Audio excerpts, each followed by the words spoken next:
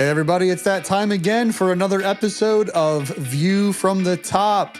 This is a podcast where we help growth-minded Christian businessmen who desire momentum in their business, their family, and their finances get through the valleys and up the mountain to their very own view from the top. Thank you so much for listening in and joining us today in this conversation.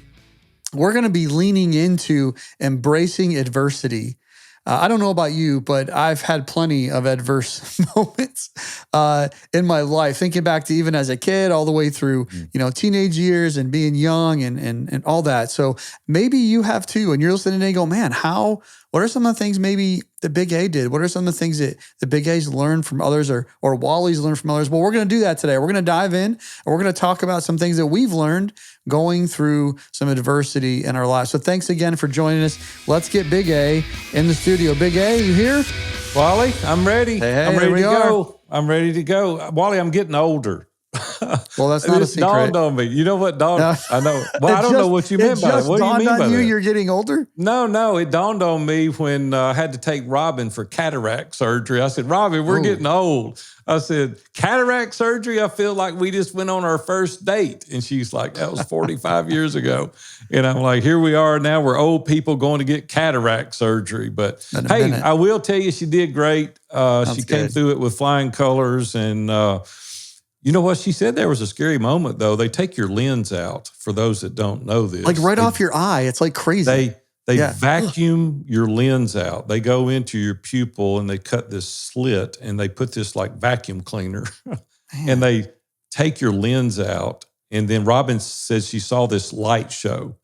And I was like, I don't know what that means. But then they inject this other lens in. And what's pretty cool is the guy that did the surgery is a good friend of mine. We've known each other since school, since like junior high school. We've been friends. And then 24 hours, your pupil heals itself. They don't even have to stitch it up. And I'm like, 6 minutes. He's got 34 people in the waiting room 2 days a week. So he's doing 70 of these surgeries. And listen, I'm in the wrong business. I need to get in that business because I know what the bill was. I don't know, man. Like, I don't want to be peeling back stuff on people's eyes, man. That's not my stick. 6 minutes. And I'm like, that's crazy. My gosh, what a great thing. Man, how have you been? I'm doing well, man. We're well into April here. I know. And the buttercups are up. So grass is growing. Here we go. I'm glad too, because man, back in the winter, I hated the snow. I was like, man, I hope I never see another snowflake. So I'm fired up, man. I'm ready to go. We got an exciting topic to talk about today, but I got a quick question for you. What's your greatest leap of faith that you've ever taken? Man. Like, I'm going off the high dive on this one. What has that been for you? The greatest leap of faith. Man, I could go spiritual on this. I could go relational. I'm gonna go business on this one. One of the greatest. I'll call it that, right? Okay. Maybe not the greatest, but definitely one of the greatest. And this maybe sounds like almost contradictory, but when I sold the business that I had for 18 years, there was that thought of like, well, yeah, you're selling your business. You're going to, put a few zeros in your bank account. Yeah. Life's going to be great. And I knew it wasn't going to be. I didn't know how hard it was going to be. And there's different topic for a different day on a podcast for sure. But that leap of faith of saying really the way God orchestrated me to sell my business, even with all the challenges and struggles that were in it and through it and after it, it was definitely something that he directed me to do. And it was a leap of faith. I mean, everything that 18 years of building a business, and you start with, you're the only person in the back of your garage, literally. It's like getting rid of one of your children. Yeah. I mean, it's almost like. Yeah, we talked about Seth Blackley on here a bit because he's a good friend of ours, and he runs Cathedral Consulting along with another guy named Mike, and they were the advisors for me through that sale process. And something that Seth told me as we got toward the end where we were going to close the deal, he said, "Now, like, have you ever experienced like grief, like losing someone really close to you?" And I was like, "No, I haven't." He's like, "You're probably going to experience like some of those same emotions, and most people won't understand it." And I'm like, "Oh man, like Lord, what in the world? Do I want this? This is what I want." So that was a big leap of faith. And, God's proved himself faithful as he always does. On this side Did of you it, experience that sense of grief? 100%. Mm. Yeah, in different ways too. It wasn't like I expected, and even after talking with him and some others that had gone through similar things, it shows up a little differently for everybody, but definitely, yeah, some of those emotions around that. Man, it's some of you that have maybe not gone through that type of experience before, but you've gone through like a death or someone really close to you and real having that type of grief. Like those things are real. And it was, man, I didn't want to go through that, but I did. That was the biggest leap of faith, I think, from a kind of a business and working part of my life. What about you? Yeah, I was thinking a little bit about this, and I'm like you, I could go all different directions, but the thing probably that's challenged me the most in my entire life, career, spiritually, everything, was last year in 2023. At the end of 2022, my youngest daughter was diagnosed with a liver disease, and we were at Vanderbilt here in Nashville. She'd been in for 2.5 months trying to get on the donor list. And this lady walked in and hadn't seen her before. And I hope I can get through telling this. And she said, "I'm such and such with palliative care."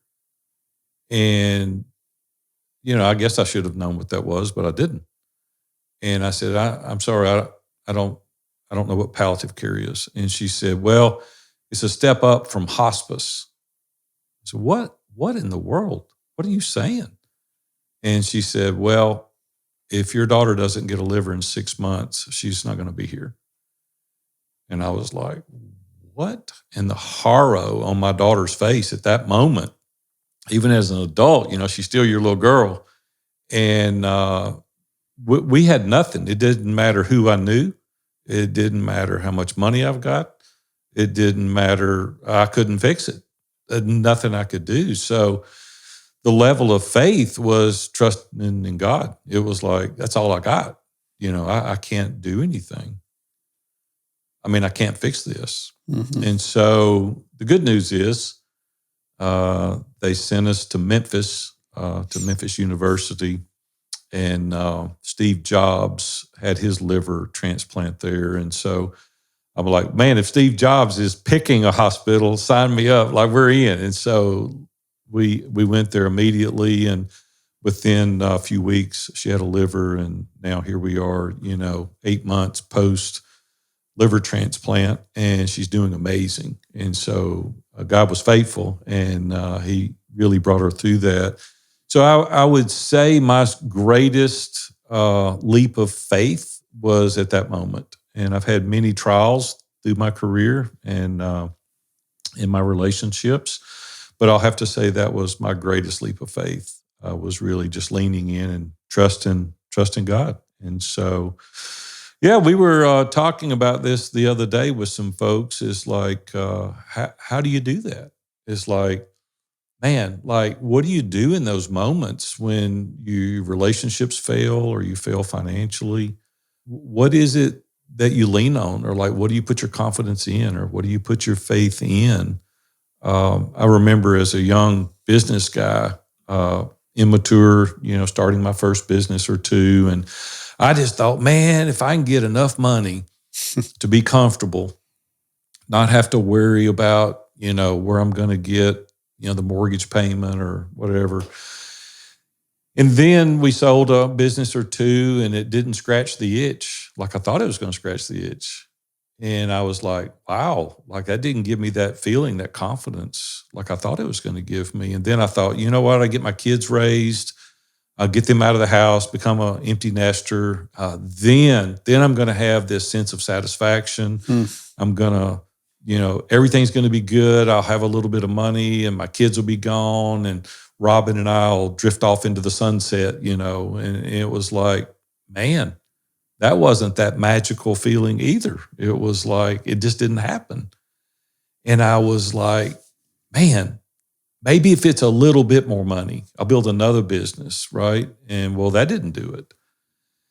And God was really convicting me and saying, you're putting your confidence and faith in the wrong thing, right? It's not in more tangible possessions. It's not in titles. It's not in more businesses.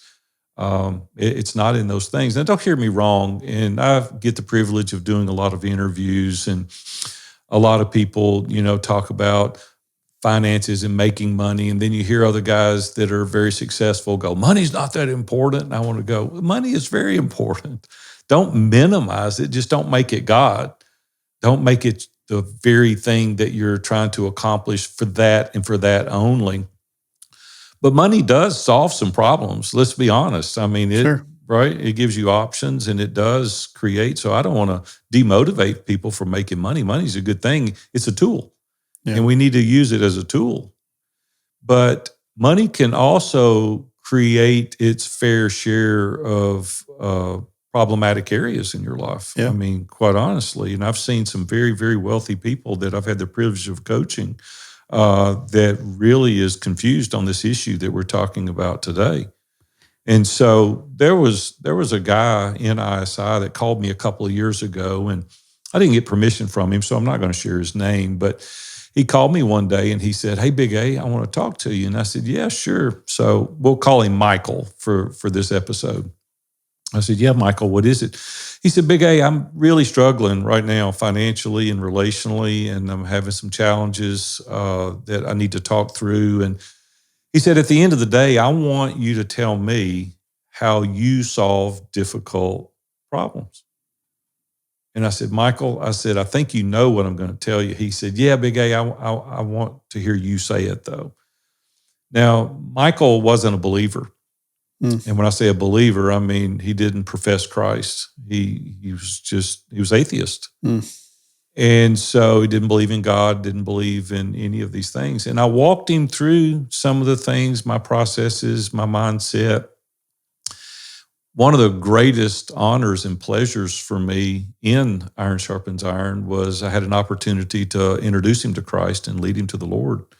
And today he's been baptized. He's got a small group. He goes to church. He's taking his children to church. He's very involved, and he has that sense of peace that he says does surpass our understanding once you accept that. And so I thought it would be a really cool episode if you and I, as believers, would kind of talk through a little bit about what we do, about our mindfulness and things that we do and activities that we do.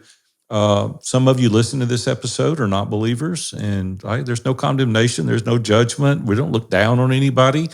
This is View from the Top podcast, and Wally and I both are believers. And so we're just sharing some fundamental principles that we live our life by. And so I thought it would be good, Wally, for us to talk a little bit about some of our routines, some of the things that we go through, ways that we play out our faith. And so, just let you go for a minute. Like, what does a normal kind of routine look like for you as you live your daily life? Yeah, I want to back up before we even get there. We started off, interestingly enough, with some of the examples that we gave of adversity. There might be guys listening to this going, man, I wish I had that problem. Right? So sure. Your adversity right now may be that you're struggling to make payroll this week. That's right. Your adversity right now may be that, you've not invested in your marriage, and you've seen some things with your wife, and maybe your eyes are wandering and you're wondering what in the world's going on. Maybe you've invested with your kids and because you didn't know how. Maybe you had a dad that didn't know how to teach you well, so you're having to learn on your own, and that's really hard. You may find yourself that, things are just kind of coasting along. business may be good, it may be okay, and you're making money and able to, save some and do what you want pretty much, and you're kind of just coasting, and you find yourself actually like almost like in a state of adversity inside your head, going, "Is this all there is? Is this it?" Right? I've been there. I think Big A, you've been there, Yeah, and yeah. and maybe it's you found all kinds of crazy, success in terms of how big your bank account's gotten, or how big your company's grown, or whatever it is that you find yourself there, and you're just like, man, like Big A was talking about, it's not what I thought it would be, And so we all face adversity at different times and different stages of our life in so many different ways. And you had asked me what kind of my routine was. And I think, Kind of how it plays out in your yeah, I think what you're actual asking life. is like, how do I keep Right. myself? What are some things that I do to keep myself, I don't want to say even keel, Grounded. yeah, grounded. That's a good word. Grounded. Yeah. Yeah. So I think the first thing for me is, again, as a believer, the word of God, scripture, being in scripture, that is to me how God talks to me, speaks to me, not verbally, but through the written word. And that's where I receive encouragement. That's where I receive instruction. That's where I receive guidance. But it's through the word. And so through the word, I have to have a routine that enables me to be in the word. Am I 100% accurate with my routine every day? Nope. When I was, I don't know, so many different, all the guys listening to this today, right? Like we come from so many different places and spaces, like around the US and even probably somewhere around the world. And I remember growing, I had, grew up in multiple churches when I was younger, and pretty much through, kid through 18, same church, very much a fundamental Baptist type church, and loved it. Good people there. Every church has its issues, and so if you find one that doesn't, just wait. It'll have one, because we're all people trying to figure it out, right? Another church in Michigan for 22 years, and so had been at churches for a long time, and different speakers and preachers and teachers throughout time. I think they're doing the best they can. Right, and based on what they've been taught, and so, but some of the teaching that came down to me, what I felt, the pressure that I felt, was that I needed to get up at 4 a.m. Now you're going to laugh at me because you get up at 4 a.m. I don't get up at 4 a.m. But get up at 4 a.m. Be in the Word every day, and there was like this. You have that, and life's just going to be great for you. That's not what they were saying, but that's what I heard. You know what a guy told me recently? He said, Jesus is up at 7 too. That's right. I love it.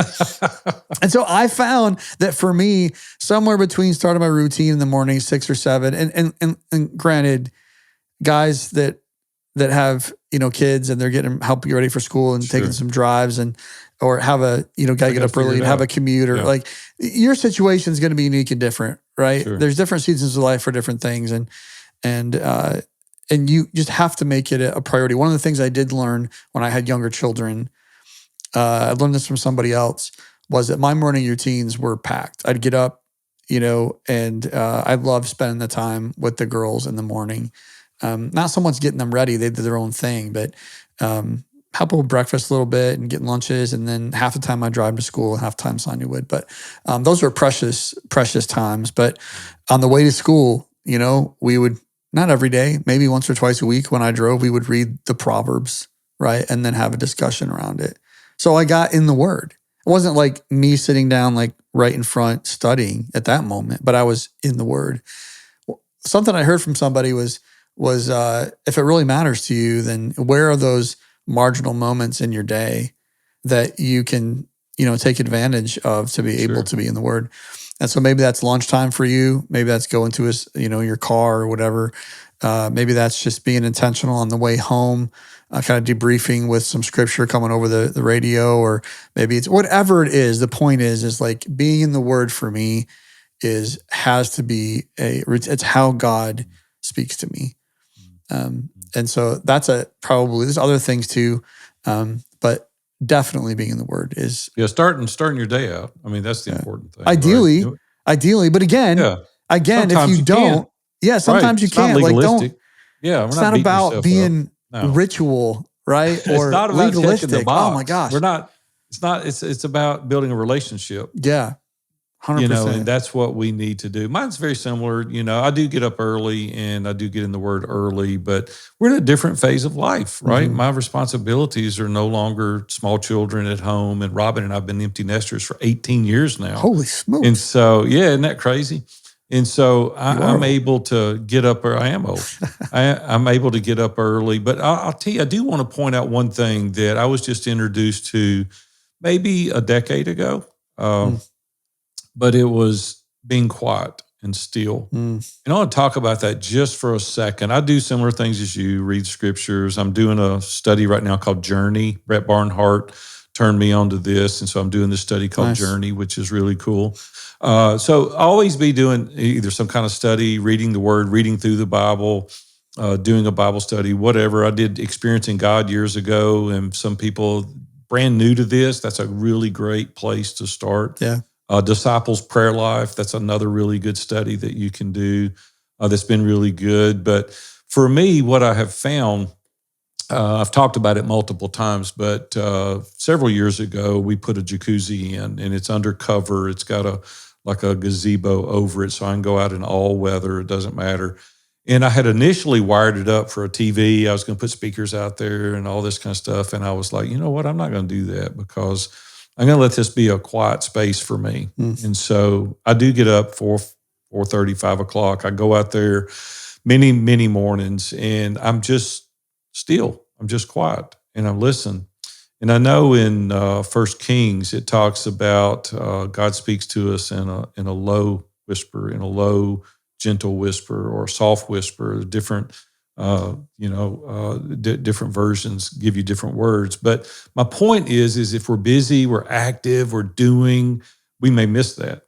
And so some of the most profound, impactful moments I've had is not when I'm requesting things, not when I'm praying, not when I'm asking for something of God to do, but He impresses upon me. And what I have found out, and you said this earlier, God talks to me through the Word. A lot of people say, I don't really understand that because it was in biblical days. And so that's why they call it the living Word, right? Is because you may read that and it not have a meaning to you, but the next time you read it, it's a different meaning. And so I do an alignment. I listen, I feel the inspiration. God says He gave us the Holy Spirit. And so I listen and feel that inspiration. And then it's in alignment with prayer. And then it's through counsel of the multitudes. And then it's through God's written Word. And so when those are in alignment, more than likely you're probably on a good path. When we talk about God's small, still voice, there's just a few things around that I think maybe would be beneficial to you. One of them is be aware. Just kind of think of the situation that you're in. And when I'm coaching clients, I always say, what is it that you really know that you're lying to yourself about? And we do that all the time. It's like, it's going to get better. It's going to get better. When you really know it's not going to get better until you do something. It's the same way with this. It's like, don't lie to yourself if you know you're not in a good spot. As Wally said earlier, maybe your relationship with your spouse is not what it should be. Maybe you're working way too much and you know you are, but you're rationalizing that with, I'm doing this for a period of time, but it never changes. And you're like, well, I just got to keep doing it. You're going to miss some opportunities with your wife and with your kids that you're going to pay great, great cost for later. So I just want you to be mindful of that. So be aware when you're listening to God talk to you and He whispers to you. It's in Scripture, it's in prayer, it's through the counsel of other people. Just kind of be aware. The other thing is be discerning. And a lot of the times, the things that we feel or fear, right? They're not of God. They're just of fear. And so just be mindful of that. The other thing that a buddy of mine told me when he was mentoring me, he said, if you're going to pray for rain, take an umbrella with you. He said, be expectant, right? And right in faith, know like this is the thing that I'm praying for. And so I pray believing. Then the other couple of things is be available. right? If you're so busy every morning, you get up, you pick up your phone, you get on email, you start making sales calls, right? You're not available. Can we talk And about that so, phone thing for a second, real quick? yeah, sure.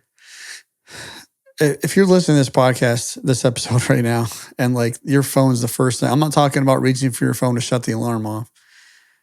I'm just going to call it out. Like, I believe this. If the first thing you do in the morning is pick up your phone to read email, check news, see who texted you the night before. I'm not saying there aren't moments where you're waiting for something or you just want to make sure you're, Sure. not that kind of stuff. But if you're just like, if you are so stuck to that phone that's like what you look forward to in the morning and the first habit you create, like it's going to be a struggle for you to find space to be still, to mentally and physically, to be able to find time to really be in the word, but not just when you read it for read its sake, but actually absorb it, right? Because you've already turned your brain on in a way that I don't. Then it sucks you in. It sucks you in, and you can't put it down. And all of a sudden, you've got these other things going on in your head, and especially you start checking email first thing in the morning, and that's the worst. You shouldn't check email before you go to bed, and you shouldn't check it in the morning. Like honestly, just get out of that. So when we talk about being available, I just want to I had to jump in there on the phone thing, man. I'm glad you I really did. consider, guys, if you do that in the morning, man, really consider how that's affecting you. Yeah. Yeah, it's a great word, Wally. I'm glad you said that. The things you've already pointed out and I've said is being in the Word, right? A lot of people are like, hey, I don't know anything about the Bible, right? Go to people and say, hey, man, I want you to help walk me through this. Tell me, reach out to us. We'll help you. We'll figure out a way. If you need a Bible, I'll get you a Bible. I mean, whatever you need, we want to help you kind of get on this path. Be in relationships, we talked about that earlier. And then, hey, be humble, in your approach when you're thinking through, like, what are the things that I need to do to kind of get in alignment? These are some of the things you need to do. I talked about seeking counsel and support from other people. Man, we could do a month's worth of episodes on seeking counsel. It's the thing that's made the greatest impact in my life ever. Was 25 years ago when I was invited to be into a small group to meet on a weekly cadence, to give me insight, to point out my blind spots. With other men who are similar direction as you. Yeah, they have. Yeah. I'm glad you said that because I just in my head was thinking that. But to say it out loud that you want people of like-mindedness, similar core values. You want people that are on a trajectory upward, not the drama, the complaining. That's not what I'm talking about. You want to get around guys that are going to encourage you, that's going to lift you up, that's going to help you. Now, some of you like, hey, that's a brand new concept to me. Like I'm unfamiliar with it. We can help you work through that as well. But, get in a local church, get around some faith-based groups for support. You know what I found out, Wally? When you share your burdens, it seems like the load gets lighter because it's always way worse in your own head than the reality of it. I can't even begin to tell you how many times I've been in a tough spot and I've called some of these guys that I'm talking about. And even when I say it out loud, it changes. It's like, wow, when I said that out loud, it didn't feel quite as bad as when it was just in my own head, right? And so then you have different perspectives. You have other guys that can give you insights or solutions, and you're like, I didn't even know that was a thing, or I didn't even know that was an option, or I'd never even dawned on that. But it just feels like that your burdens get lighter when you share it out loud in a trusted environment. I think a trusted environment is really key. And that's a struggle for a lot of guys. Like I've been there. A lot of years where I didn't, even my local church that I loved, I didn't have an environment where I felt I could really be transparent and, genuine about what was really going on, inside of me and what some of the struggles were. And some of that was because I was, a business owner, and a lot of people I was around that that I loved them and they're great people, but they didn't really understand some of the stuff I was going through. Like to them, it was all like, you've heard you've heard people say like, I love it when somebody says, "Oh, you can do that because you can just write it off." Mm. Oh my gosh, that just pains me when people say that. It's like, yeah, I'm going to spend $1 to save a quarter. Like that makes total sense, right? Yeah, but you get around guys that are sharp and business people, and they heighten your awareness to that. It's like, really, do you want to do that? Like, yeah, you can go write that off, but when you put it in the perspective or the context you just did, you're like, oh yeah, that doesn't make any sense, does it? No, unless you need it. If you need it, then but my point is in saying all that is not to diss the local church by any means. I'm not saying that at all. If you're a guy listening to this and you're a Christian businessman, you're growth minded, you may have a local church environment where it's perfect for you. And by all means, awesome. Praise God for that. Keep going. Right. Yes. But Big A, and I know we hear from hundreds of guys around the country that is not the case in their situation. And so I just want to encourage you, don't give up. Like if you're out there and you're like, man, I don't, Big A's talking about finding these guys I can trust, and like, don't give up. Like really lean into God on this. Like really bathe this, I hate to bathe it in prayer, but really put it out to God in prayer. And he will provide. And again, we're happy to help connect you as best we can with connections that we have around the country. So please, we'll give our email at the end. Happy to reach out to you guys. We got guys all over the country. We're in multiple countries now, but all over the U.S. We've got relationships and we can connect you wherever you're listening from. I feel confident that we can connect you with somebody that can maybe help you with that. I'll have to say, Wally, quite honestly, people ask me all the time on the interviews, what is the best thing? It was like, what is the greatest tool? And I'll have to honestly say, for me personally, the greatest line of defense for me is relationships. And I genuinely mean that. I know that we have iron sharpens iron, the mastermind. And that sounds self-serving when I say that. But when I retired 13 years ago and we started Iron Sharpens Iron, I had already had years and years, 10 or 12 years of masterminding. I wouldn't even started this if I didn't believe it. And I see guys every single day now saying, man, without you guys, I wouldn't be able to do this. And I've got the strength, I can borrow from you when I don't have any. And you can give me this sense of encouragement. And it's just really, really good for me. So I just want to encourage you, man, get in a connect group, get in your local church, join some mastermind, get in some organization. Isolation is the enemy of excellence, and we do not want that for you. We want you to get around other people of like-mindedness. There's a quote. So first of all, you keep telling me you want me to talk more on this podcast, but I try so hard to I know, but I got so much I want to say. I'm going to wait till he pauses. You don't pause. But you got to jump in. I'm going to start raising my hand and be like, hey. No, just. It's all good, man. I forgot what I was going to say, honestly. Well, see, you lost my train of thought, and I was right in the middle of something good. Caleb, don't edit this out, but just leave it in there. I don't even care. So we're human. And so, that's right. So here's the bottom line before we move on. Yeah. We got one more topic we want to cover. If we don't have something that we can point to as truth, we tend to get caught up in the latest, greatest movement. And I don't want you guys chasing shiny objects. God's word has been proven to be truth for Christians. And I want you to just explore that. If you're not a believer, okay, hey, I get it. Go explore it. For those that are believers, really lend yourself to stand on the truth and not get caught up in the latest, greatest movement. So, yeah, man, it's important stuff. Building resilience through mindset and perspective shifts.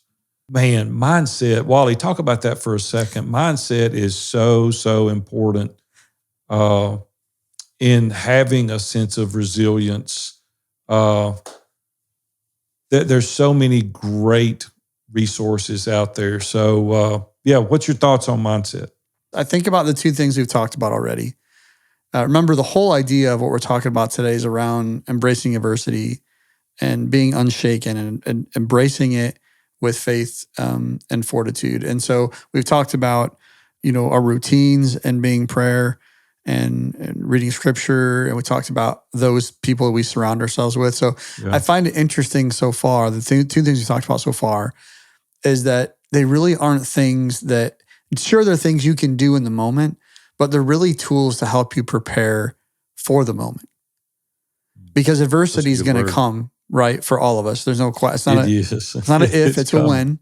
Adversity is going to come. And so I think we absolutely need to have a routine that honors God and builds relationship with Him, and then being in relationship with others and having that support in our local church, as well as other organizations that can help us in our pursuits and endeavors, things we're doing, and how that aligns. And what you just talked about with having a mindset, that is both in the moment and before, right? So if we have the right mindset, we may not come up against the adversity may not be as big of a deal as we think it is, because we haven't had our mind fixed, on the right things.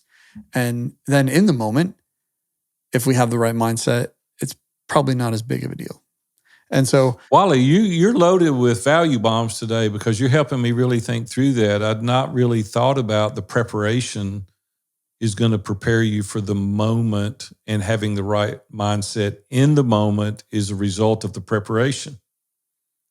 We can't just automatically have the right mindset, right? It's work. We got to do the reps. We got to do the work. It's a muscle. Yeah. It's a mindset. That was really muscle. good. Mindset is a muscle. Is that good? Yeah, I don't know if it is or not, but it's going to be on this episode. So that's really good. Carol Dweck does a really good job with a book that she wrote called Mindset. It's an old book. It's been out there for a long, long time, but she talks about having a growth mindset and how important that is. Because if you got a fixed mindset, you're like, well, it's just the way it is, and it's never going to change. And it's like, man, that's not true. And you want to surround yourself with growth-minded people. There's a quote. Pick up that resource. There's a quote that I have up on my wall up here. It says, you've heard that quote before about, a ship. What it says is, a ship is easier to steer when it's, out to sea and not sitting in port. And I think about getting it out of the gate. Yeah. I think about mindset is that if my mindset is fixed, like you just said, like it is what it is, I can't change it, then you're not going to find some time this week to be in the Word. If you have a fixed mindset that you're accepting the way things are, you're not going to find people that you need to be around. And you're just going to accept the status quo, and you're going to fight the same stinking problems and the same stinking frustrations.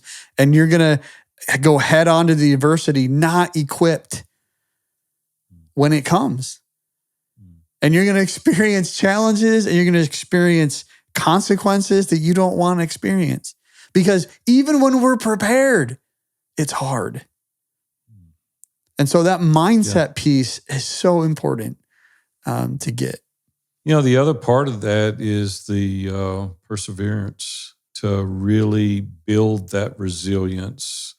And it's that way with the mindset. We've got to persevere ongoing. It doesn't you don't arrive. You don't ever just get there and you're like, okay, I'm good now. And I can attest to that even after all these years. It's like it's continual. We've got to persevere going through that. Speaking of resilience, Dr. Andy Garrett really created a phenomenal course.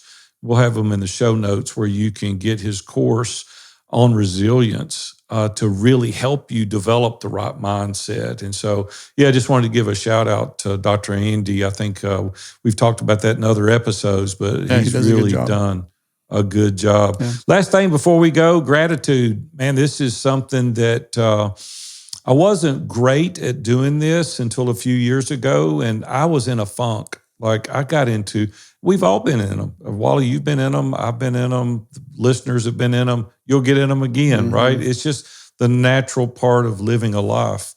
And so I was in a spot and I couldn't work my way out. Normally I'm like, okay, I can talk myself through this, and I couldn't. And I remember this guy saying, you need to be grateful. And I'm like, grateful? Like I'm pissed right now. I don't want to be grateful. Like I'm mad and I'm down. And he's like, no, man, you need to list out things that you're grateful for. And I said, okay, I don't feel like doing it right now. I'm not in the mindset to do this right now, but I'm going to do it. Like, I'm going to trust the process. I don't know how long I sat there. It was a long time. And I had 3 or 4 pages of things that I wrote down that I was grateful for. Now, I don't know, and I'm going to believe it to be true. It got me out of the funk. It was like, really? Like, I'm hung up on this thing over here, and look at all that I've got to be grateful for. And so I just want to tell you, man, when you practice gratitude, something changes. And I know guys that have gratitude journals, right? Seth Bueckley, we've talked about Seth a couple of times recently in the past few weeks, but he wrote a book called Ambition. And man, it's a must read. It's a great, matter of fact, he's doing a revised addition to it right now. It's pretty cool. Nice. I was just talking to him about it. But yeah, get a copy of Ambition, but it is a really, really cool tool to help you to be grateful. So what about you, Wally? You're a journaler. I'm not a journaler. But do you practice gratitude on a regular basis? Yeah, for sure. I say regular, not as often as I should, but definitely as a practice of being prepared for the adversity that you're in, and then as you go through it, being able to identify those things that man, God has just blessed us with, not things. He just blessed us in so many ways. Yeah, when you start counting it, it's cool, man. And even the little things. If you've not invested much time, if you spend your evenings, 3, 4, 5 hours watching TV every night, I'm being a little judgmental here. If that's all you do every night, every night of the week, you're missing out. Truly missing out on opportunities to learn about other people in other places, whether it's through reading or even, I guess you could watch some documentaries and, been on a couple missions trips that have helped open my eyes to things that go on in the world that we live in a world where we're what, if you make above 100,000 a year or something, you're like in the 2% of the world or some crazy thing like that. Wow. It's like some crazy number. And we don't think about that because we live in the US. And so we judge ourselves by our neighbor. And so we've moved into a nice neighborhood and everybody's kind of the same. And we don't think that way. You start taking that stuff for granted. Yeah. And, we need that reset of, not that I'm not saying that God's calling, everybody to give everything away and live in a sense. That's not what I'm saying. What I'm saying is, like, if we are truly write down and identify and speak gratitude to ourselves, we speak gratitude to our spouses, our wives, to our children, let other people know you're grateful for them. While you did that not long ago, you were early morning, you sent me a shot of you sitting there journaling, and you gave me a really nice compliment about some things that we had talked through. It was very impactful. It was like, wow, where did that come from? And where it came from is you cared about that topic and you were thanking me for something, and it was very meaningful. That's the very thing we were talking about earlier with relationships. You didn't want anything. You didn't want to borrow anything. You weren't asking for anything. You were like, you matter. And it was very, very impactful. Guys, that's what we're trying to convey to you today. And as we wrap up kind of this podcast episode today, we've really uncovered the fact that challenges in business and life, they're inevitable. There's no question about they're going to happen. But facing them with faith and resilience can significantly shape the journey. As we discuss the power of starting and ending our day in prayer and in meditation, whatever it is that's good for you, highlighting really the importance of sitting still and listening to that small, still voice, it really centers you and it gives you that guidance that I was talking about earlier. This practice, along with engaging your faith in communities or around other people that you care about, it really offers strength and wisdom to really navigate some of life's storms. And I'll just be honest with you, man, the reason we want you to do this is because it matters. Wally and I hope that your faith and your resilience really guides you through some of life's trials, really lighting your path with that strength and that wisdom so that you too can enjoy your very own view from the top. Hey, thanks again for listening in today, man, covering the idea of adversity. Like we said, we know it's not if, it's when. So I hope that you'll take these nuggets to these different principles to heart, grab a nugget, make an application today, do something different today that'll make a difference tomorrow and this week for you, your walk with God, and your business, your relationship with your wife and your kids. If you need help with that, please reach out to us at pod at viewfromthetop.com. As we said earlier, happy to connect you with other resources around the country. Man, we'd love to be able to serve you in that way. So please do that, pod at viewfromthetop.com. Maybe even a simpler way to start getting connected. If you're a Christian businessman, go out to viewfromthetop.com/group. That will redirect you to a private LinkedIn Christian business owners group that we recently started in the past couple of months. And I think there's a couple hundred in there yet, pretty close. We're getting there, but more guys are coming in pretty much every week and joining that, where we're continuing the type of conversations that we're having right here on this episode and these podcast episodes, except you get to speak. So please come join us there at viewfromthetop.com/group. And we hope to see you there. Until next week, go make it a masterpiece.